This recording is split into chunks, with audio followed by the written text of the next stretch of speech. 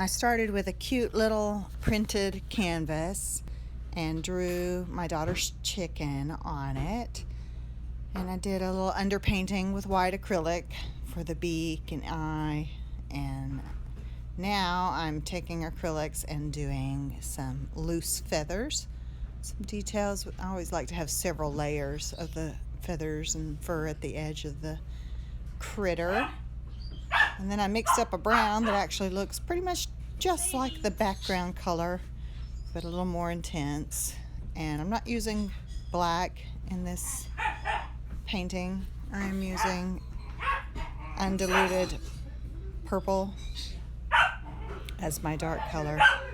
Oh my goodness, everybody's so loud. Now I transferred to another room where the family's not so loud. Here I'm using purple to shade the red. And this is all still acrylics. I like to do my details in acrylics first. I'm more confident with acrylics. I've painted with them longer than oils. And I also I can get crisper with them. Oils stay very soft and blurry until they start drying, and then you can go in and crisp them up. So I just prefer to do my detail work with acrylics. That's the disadvantage to being a self-trained artist. We have to teach ourselves. Okay, going in with the yellow, and I had shaded the yellow with purple. You don't want to shade everything with black. Yellow plus black makes an ugly green color. Purple is across from yellow on the color wheel. It's a much better color to shade yellow with. It gives a nice brownish color when you do the shadow. Here I'm shading the beak with purple again. With acrylics you have to work quickly to be able to do shading.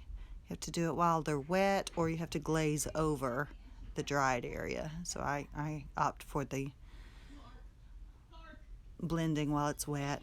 I decided to give her some eyelashes because you guys know how I love long curly eyelashes. Alright, here I'm laying in the oil paints, and I'm doing the shadows first with a purple that is pure from the straight from the tube.